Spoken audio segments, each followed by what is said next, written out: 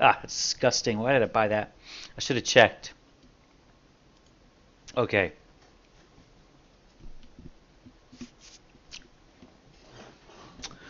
Hey guys, Zhylaw here. This is my first review video. Whenever we beat a game on my show at twitch.tv/Zhylaw, I like to review it on cast with my audience, and afterwards I make a video review so my fans can watch it, and so people who just watch YouTube can also see my reviews of games. And this is going to be the first video of that kind because this is the first game that we've beaten on cast. And that game is Warcraft 3 and Warcraft 3 The Frozen Throne. Yes, Warcraft 3 and Warcraft 3 The Frozen Throne. Kicking it old school. I know. But I play good games, old and new. Warcraft 3, let's review it, guys. I'm not going to pull any punches, and I'm a very tough grader. I'm going to be upfront. I'm very, very tough with my scores, okay? And I also, as I review this, please keep in mind, I speak as somebody who's also played Warcraft 1, I played Warcraft 2, and I played World of Warcraft. So I enjoy Blizzard story, I enjoy Blizzard lore. Okay, Warcraft 3 and the Frozen Throne, reviewing them together. As an RTS, they designed it very interestingly. Blizzard created an RTS RPG hybrid where you play the game and it has a strategy aspect, but at the same token, you control hero units that level up and gain artifacts, and your hero's level and the items in his inventory are static, and you take them with you from one mission to the next. So it added a bit of RPG flavor, and there was a lot of tension in Blizzard. They actually scrapped the game and remade it from scratch because they just didn't know how much they wanted it to be focused on the RPG and how much an RTS. And even as a remade video, even as a remade game, I think it still struggles. It has an identity problem. It's not enough of an RPG, and it's not enough of an RTS. I think it's a decent game. It's fun, it's decent, but it's not that great overall. I think as mechanically speaking, as an RTS, I think it's subpar. If it wasn't Blizzard, if it didn't have the Blizzard story, the Blizzard flavor, and the art style, I don't think people would have, went nuts over it, and I don't think it would have gotten the scores that it did. As an RTS, gameplay-wise, I give it a 7. Satisfactory, it's acceptable, but nothing special. It struggles to find its feet, it doesn't know what it wants to be, and it shows. Art design, phenomenal. The art was phenomenal. Cartoony, yes, I don't care. I like that cartoony look. I think it was very effective. It keeps the graphics timeless. It's a distinct style that Blizzard, is known for. Before everyone else copied the cartoon look, Blizzard did it first and did it right. And the sound is amazing, and the music is amazing. So artistically, I would give the game a 9.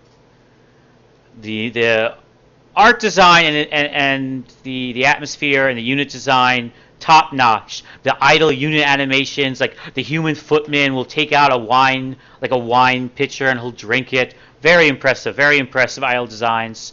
The audio work is great ambient sound. The units all have unique dialogue. You keep clicking them and you get the special the dialogue. It's always hilarious. And there's a lot of it. That's another Blizzard staple. You keep clicking on units, and you can be assured they're going to say something really funny. And that's great. The music is top-notch. Blizzard and their music team, great music. So yeah, overall, the art and sound, definitely a 9. The story. Do we really need to talk about the story? Warcraft 3 story was great, and the Frozen Throne just went all the way. Warcraft 3 was good. Frozen Throne was just insane. The amount of dialogue, the amount of cutscenes, it was just a great story in Warcraft 3. That's why you play it. You don't play Warcraft 3 for the gameplay. You play it for the story.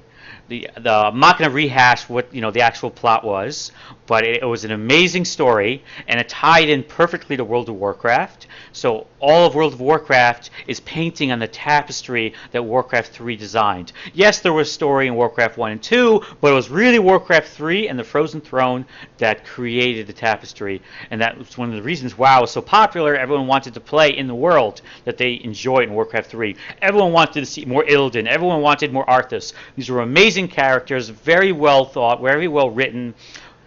They were multifaceted, multi-dimensional characters. No one was one-dimensional. The Blizzard was very good at making the villains have believable agendas, and everyone was doing what they thought was right.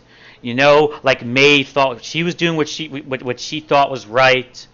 Like, Maeve, some people would hate her, some people love her, some people hate Tyrande. I hated Tyrande. Some people love her, and it's the fact that these characters can elicit so many different emotions in people that just goes to show how great a job Blizzard did with these characters in the story. That different people will see different things in these characters and different values. So I give the story a 9. Lady Vaj, or Lady Vaj, as we like to call her, she was very enigmatic and mysterious. Some people loved her, some people hated her. I'm just neutral. I didn't really have a feeling about her. So yeah, I give the story a 9. I'm not giving it a perfect score because I didn't like how they treated Illidan in the end, and it could have been fleshed. I mean, it's still an RTS. So for an RTS, it's top-notch story, but there was a limit to how much story you can get in an RTS. And I'm not going to give a game an extra high score just because it's an RTS. Story is story. And I give the story a 9. I think it's not perfect. There is a few missing aspects. You're never really surprised by what happens. You kind of see everything coming. There's very few things out of left field. Very, very few lines that characters say that you never forget. Like there's no particular moment that's ingrained in your mind. The story overall is amazing, but there's no one scene that you can't stop thinking about. There's no like catchphrase that you say to your friends and everyone knows what you're talking about, kind of thing. So I give the story a 9. And again, I'm a really tough grader. I'm a very tough grader.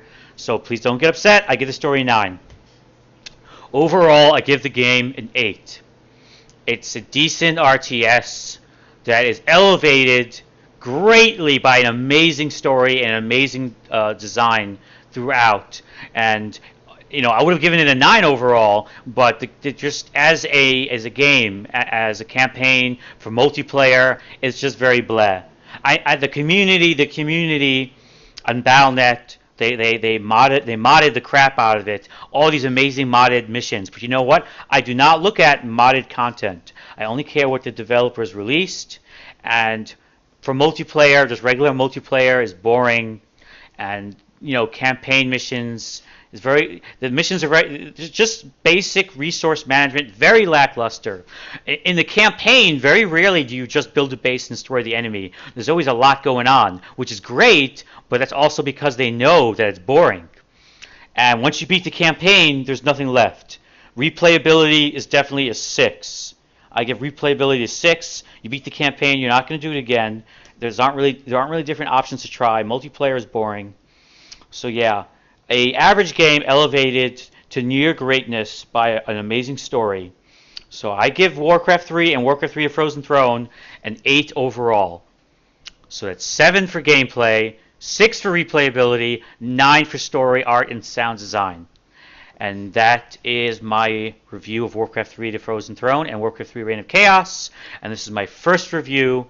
This is Zhylaw signing off. Shake weight up.